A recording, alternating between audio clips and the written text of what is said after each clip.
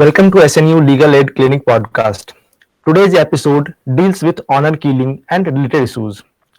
This podcast is being conducted for the fourth edition Professor V.S. Mallar Memorial Legal Aid Competition 2025 and 26, which is a joint initiative by JSS Law College, Mysuru, and Center for Environmental Law Education, Research and Advocacy, National Law School of India University, Bangalore, in collaboration with Department of Justice, Ministry of Law, Ministry of Law and Justice, Government of India. I am Piyush Kamal, Assistant Professor, School of Law, Sister Nivedita University, and also the faculty coordinator of the team representing Sister Nivedita University in this competition. Along with me is Kornika Sen and Ojosi Ghosh, both students of School of Law, Sister Nivedita University. Today we have the distinct privilege of speaking with Professor Dr. Raka Arya. Professor Dr. Raka Arya is a distinguished legal scholar with over 25 years of teaching experience at the National Law Institute University, Bhopal. She holds a PhD from Jawaharlal Nehru University and has served as a part-time member of India's 22nd Law Commission. Currently Dean of Student Welfare at National Law Institute University, Dr. Arya specializes in feminist jurisprudence, gender law, and human rights, in particular focus on honor-based violence, women's empowerment, and constitutional protection for vulnerable populations. Her published work addresses human trafficking, gender justice, and legal reforms, making her a leading voice on women's rights and legal policy in India. Thank you, ma'am, for joining us.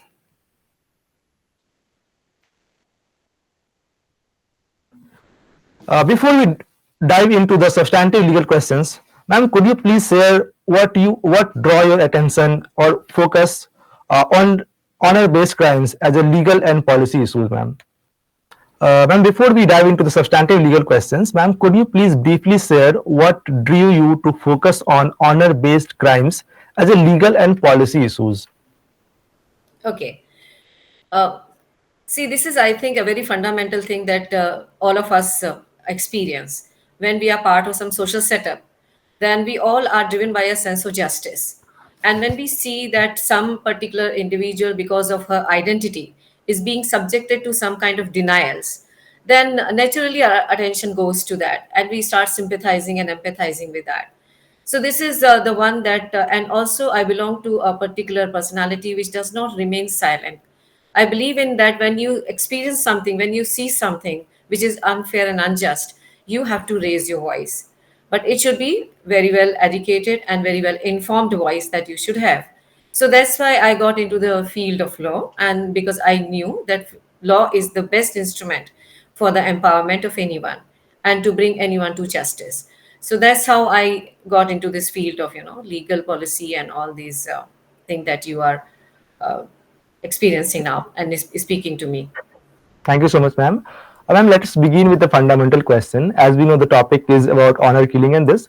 So, ma'am, could you please shed some light on what exactly we mean by honor killing? Beyond the legal definition, what is the general perspective and what is the general understanding of this very issue, ma'am? See, every society has norms. They have values, they have belief systems. And all the members of society, they are subjected to it. Yes, ma'am. The question of adherence is very important. What we have witnessed in the current scenario, that somehow identity has become a particular point of a person to be addressed as person of importance or less importance. We could see that sex has been a criteria for identifying a person's personality and according a status to her. Since the Yes. system is currently, we realize the social pattern is patriarchal, man centric. So, women generally is not having that particular preeminence as man is having. The only thing is that it is not something that we can raise a question against or a concern against. The issue arises when we see that the person, because of her identity, becomes victim of some violence or some injustice, some unfair treatment, some discrimination, which is very harmful for her growth, development, and personality and her persona. We know that every person has to have a right to decide about her destiny, this particular freedom can be granted to all as far as the social setup is concerned. So we just try to understand this whole idea as woman has been a symbol of honor of the family, their reputation in society, and accordingly her status became secondary in the social setup. So we just have to understand that in a more nuanced manner. Thank you so much, ma'am. As you said, very much clearly explain what are the reasons, ma'am. Uh, there is a follow-up question, ma'am. What are the major causes and motivation behind honor-based violence in Indian society, ma'am? Is it a kind of patriarchal society which reflects, or something else, which is the major cause, the major reason behind this, ma'am? Okay, when we try to say patriarchal, so we are saying that man is the center of focus. And Exactly, ma'am. every reference is drawing from man. Whenever there will be a policy where there is law, there is a value-based system, where there is a norm, a custom, everyone will be looked from the perspective of man. Again, as I say, it is not wrong, but then if it undermines the status of other sex, then the problem starts. If her voice is silenced, if she is not allowed to express herself, she is just allowed to be a subservient to man, then the problem starts, because then it is not a fair and just society, it is not a healthy society for women. Yes, ma'am. Thank you so much, ma'am. Thank you for this helpful context, ma'am. Ma'am, let me ask about the legal framework, ma'am. Today, when someone is killed in the name of family honor, the court prosecutes these persons under either culpable homicide or under murder. But honor killing is something different. It is like it is not exactly the culpable homicide or not. It is maybe the culpable homicide or murder, but something different. The elements or the ingredients, as we say, of any crime is different. So, do you think that there should be some specific or separate law for this? And is there any recommendation by law commission or any statutory recommendations or by Supreme Court dealing with this issue, ma'am? According to me, everything has to be seen from society's perspective. Law is also not beyond society. And society has primacy over state, as we do all know about it. So it cannot be done that some interpretation which is more social in nature can be made criminal like that, because it is a social practice. First we have to look at that why honor killing happens. We are Yes, ma'am. saying that since women are honor, the symbol of honor, so if they are moving out the domain of social norms, then society is punishing them for that particular act. That's why I said that they are being, first of all, subservient to man. Second thing is that when law comes into picture to create a level playing field for women, to bring them at equal level with man, then we have to see that are we moving out too much from the domain of society, or state is becoming too invasive and interfering in the domain of society. Because we do know that the norms of society, when they are setting, even state is managed by the norms. So why society will not be managed by norms? So why we are condemning that? That is what we have to understand, that when a state was created, power of society has been taken away, that they can't take life of any individual away. It is the right of the state that they can do so. So society has agreed to this particular agreement. Here a state can take an action. As far as other part is concerned, when you say about the criminal part, that why it should not be made a separate crime, so it is Yes. already, I think, very well covered in the murder. As far as the whole act is concerned, it is very intentional, and it is very planned, killing of a person for Mm. the reasons known to society. So I think it is all right that if it is not considered separately, and it is very much part of the definition of murder. I don't Thank you think. so much, ma'am. Yes, ma'am. Thank you so much for explaining the difference between murder and the means. Yes, it falls under the ambit of murder as well. Now, ma'am, moving ahead, a few questions will be asked by Joshi Ghosh. She will take over the charge, ma'am. Thank you so much. Taking over, ma'am. Ma'am, according to you, what steps should be taken to address the documented issues of police insensitivity and complicity in honor crimes cases, mainly particularly in rural areas? As far as police is concerned, I feel that they are in a dilemma, because they are also coming from society and they are interacting with them. Since the whole act is very social in nature. So first of all, I think that police in first state will come into picture, but police should also be supported by some particular paralegal volunteers who can play a role of a mediator.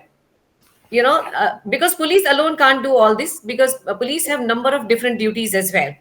And since the nature of offense and crime is very, very sensitive and delicate, here I think that there is some supportive structure must be there to provide assistance to police, so that they cannot shirk their duties, and they cannot give us excuses that for some reason they were not able to take care of it. So I think the whole idea, like the legal aid clinics are there, which you might also be having in your university.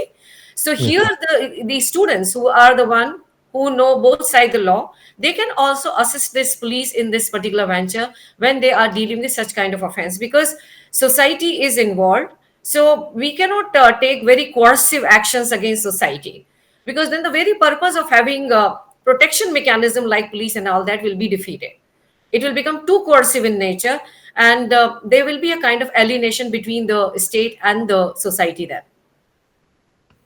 Yes, ma'am. My follow-up question is like, ma'am, how can the law mandate better awareness and accountability for law enforcement?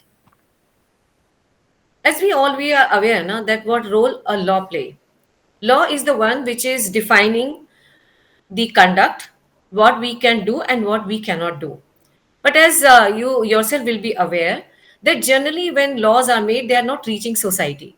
People are not even being aware, that there are such laws which are existing. So many a time, unknowingly, unintentionally, they are violating the laws. And I think making laws is not sufficient. Execution, implementation is also important. yes, And ma'am. when Yes, we say execution and implementation, in that we can increase the number of actors who can take the message to society. Like as I just suggested to you, that legal literacy camp can be organized after a new law comes into picture.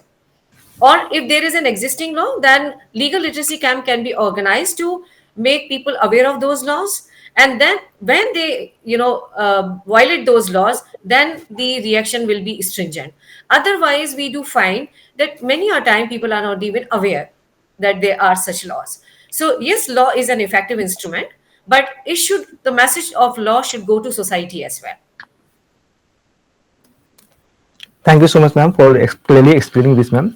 And since being a member of Law Commission, ma'am, as we know that Law Commission, in its 242nd report, specifically recommended a draft bill to criminalize unlawful assemblies and institutions related to honor crime. As you said, ma'am, in the previous discussion right now, that the family is also involved in this, and somehow or other, it is kind of murder. So, ma'am, yet nearly a decade later, we don't have any comprehensive central legislation. Ma'am, so from your point of view, what is the major hurdle in framing some special law or preventing the enactment of such a law, ma'am? That is what I said, that when we make a law, it should Yes, go to society. There yes, should ma'am. be a kind of harmony between society and state. State is responsible for making laws, and Yes, society is supposed to obey and follow that. And if they are not, then they are subject to punishment. But then the law is going to them. Are they aware that there is such law exist? You will find that answer is no. And this is something, making them more prompt for this particular kind of offenses that they are committing. So we do know that even declaring them unlawful is also not going to serve the purpose. The thing is that the such communities which are playing such a significant role for a community should be taken on board, and they should be made partner in understanding this particular aspect, that every human life matters and everyone is important, and everyone should have a particular right to express oneself. At the same time, the person who is member of society and community, if they are also knowing about law and the norms of society, they will not be violating them. The biggest yes. problem is ignorance. Hmm. That no knowledge of such kind of thing. Those who are unwittingly committing it, they are also not knowing about it. So this is a major aspect, that there is a gap when law comes into picture and when law reaches to society. So merely declaring something illegal, unlawful is not again going to serve the purpose, because message has to go that there is a law and which you are not supposed to violate, because now it is a rule of law based state where law is supreme. Now, social norms are not supreme. It is the law which is supreme, and social norms are subservient and secondary to it. They should be made aware of it. You just visit a village and you will find out they are not aware of it. Yes, ma'am. Okay, ma'am. Over to Kornika. She has a few questions to ask, ma'am. Yes, ma'am. Ma'am, as we know that unapproved pregnancies a lot of times lead to this honor crimes and violence against women, and also they are forcefully made to abort their child. So, what do you think should be the legal penalty on the basis of that when they are committing such heinous abortions and forceful abortions in the name of honor? And is the legal penalty that is already existing sufficient for that? There are two dimensions of it. A person who is involved, who is victim, and another who is making this person victim. My point is that the person who has become victim of this system, she is also not aware the norms of society. And that's why they are also faltering. And secondly, the society which is punishing, they themselves are unaware of the state laws. So they are taking law in their hand. Because the thing is, the woman who is a member of this community, there must be some norms that they have to follow. Generally, we all are living a life which is governed by norms. Every community has norms, every state has norms, so we all have to follow them. So whosoever is violating, accordingly punishment will come. Now issue is that who has primacy? State has primacy. So that's why we do know that we have to educate these people about all these things, and even these women who are becoming victim of such kind of violence. But as I said, that whosoever is violating the law will be subject to severe punishment, because it cannot be an excuse, it cannot be a kind of condoning of offense that has been committed, because nobody is allowed to take life of another person away. Never. It can be pardoned, it can be allowed, it cannot be permitted. Thank you, ma'am, for shedding light on this matter. And the follow-up question that I have, moving over to the survivors side, those who are lucky enough to survive these honor crimes, what kind of rehabilitation or financial stability or any kind of help that can be provided to them for so that they can again start living their life and not be afraid of this happening to them again? Again, I'll say there are two ways. One, making the same community sensitive, aware, and educated about the whole issue. Or second is that the person who is victim should be removed from that particular locality. She has to be taken to some neutral place where things are not known to the people. Only then she can live in peace, because if she is going to live in the vicinity of those very people from where she is coming and those who have made her victim, it will be very difficult for her to live in peace. So for some time, I think, as I say, two-pronged strategy can be adopted. For some time she can be removed from the scene.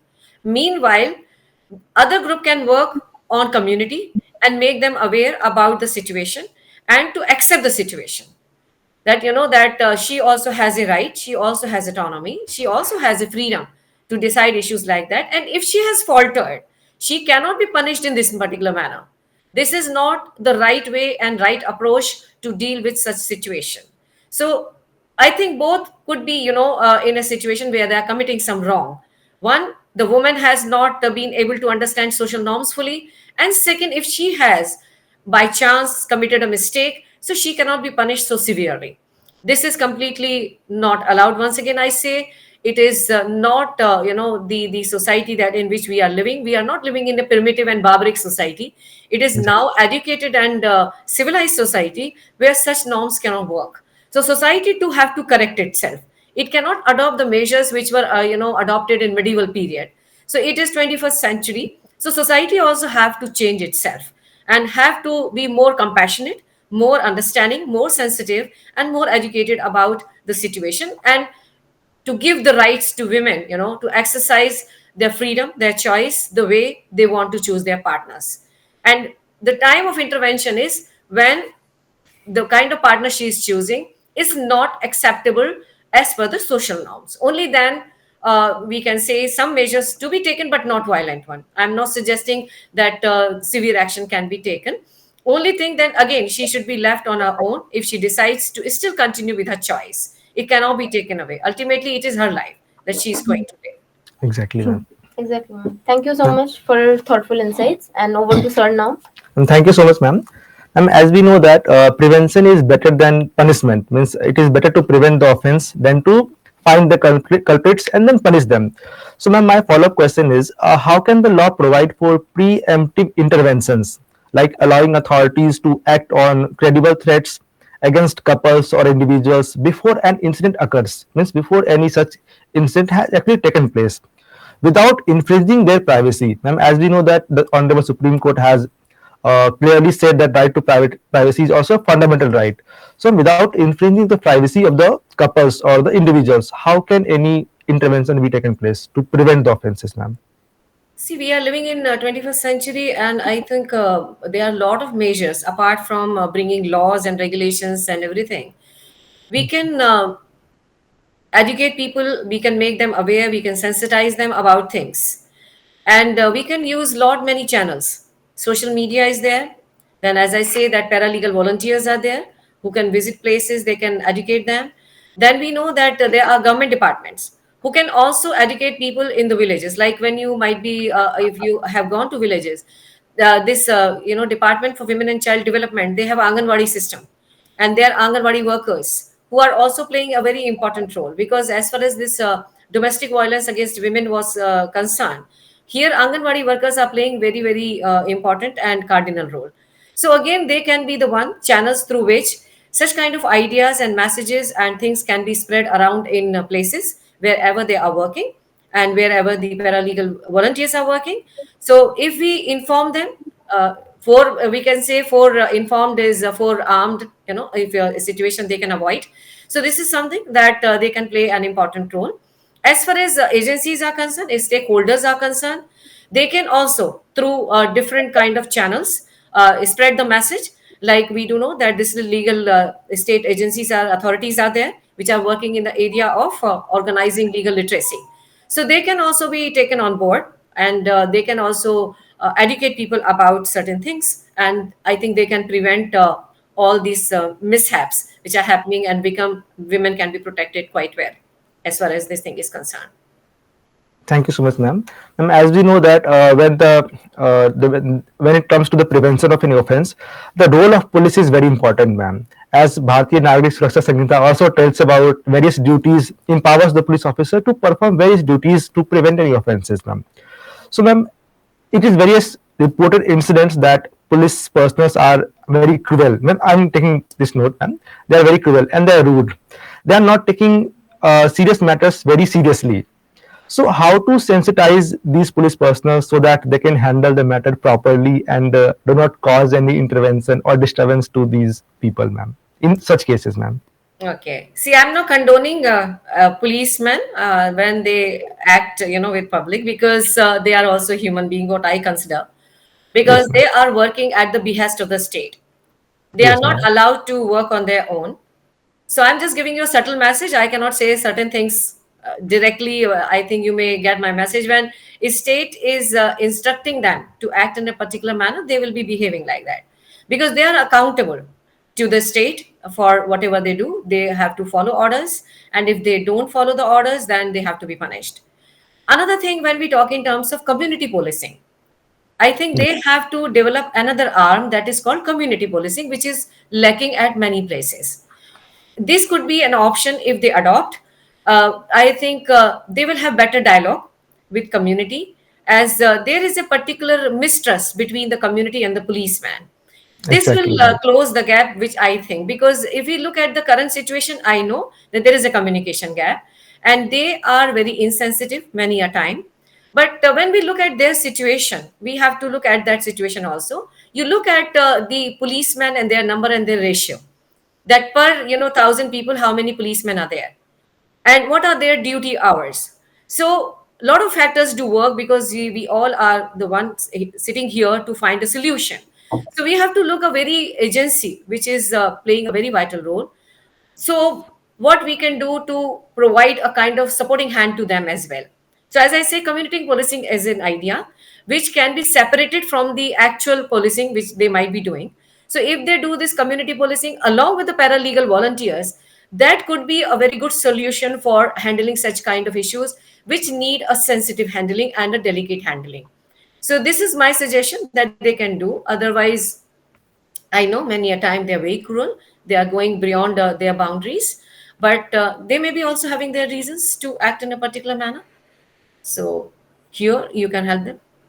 Thank you so much, ma'am, by explaining the roles of the police and sensitizing every police personnel for this matter, ma'am. Now, a few questions which Urvashi has. She will ask a few questions, ma'am. Thank you so much. Over to you, Urvashi.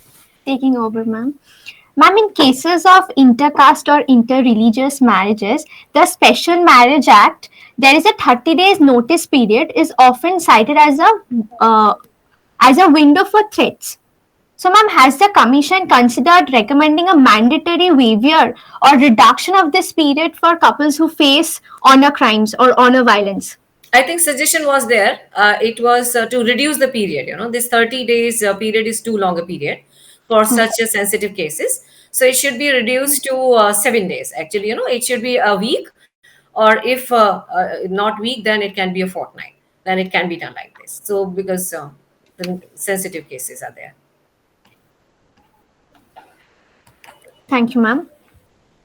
Thank you so much, ma'am, for giving a proper and clear explanation of all the questions being asked and clearing all the doubts which we had in this on this topic, ma'am.